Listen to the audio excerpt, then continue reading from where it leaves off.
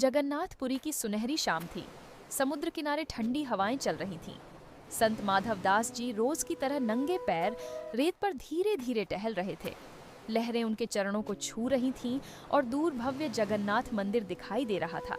तभी अचानक उनके पास एक दिव्य सुनहरी प्रकाश प्रकट हुआ। उस प्रकाश से बाल रूप भगवान जगन्नाथ जी मुस्कुराते हुए प्रकट हुए।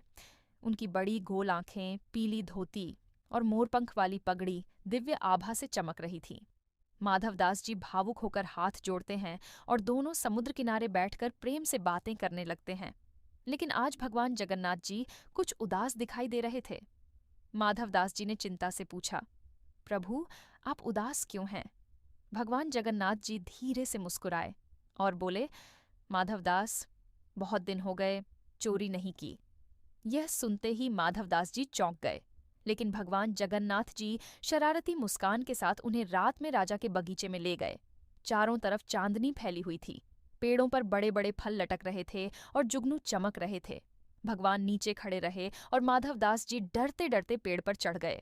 लेकिन ऊपर पहुंचकर वे जोर से बोल पड़े, प्रभु, ये वाला तोड़ूं या वो वाला? आवाज सुनते ही माली जाग गया। वह डंडा लेकर गुस्से में दौड़ पड़ा। भगवान जगन्नाथ जी हंसते हुए वहां से भाग गए, लेकिन बेचारे माधवदास जी पकड़े गए। सुबह जब राजा वहां पहुंचे तो अपने गुरु को बंधा देखकर हैरान रह गए। माधवदास जी ने शांत भाव से पूरी लीला सुना दी। ये सुनकर राजा की आंखों में आंसू आ गए। उन्होंने पूरा बगीचा भगवान जगन्नाथ जी को समर्पित कर दिया। शाम को फिर समुद्र किनारे भगवान जगन्नाथ जी और माधवदास जी मिले।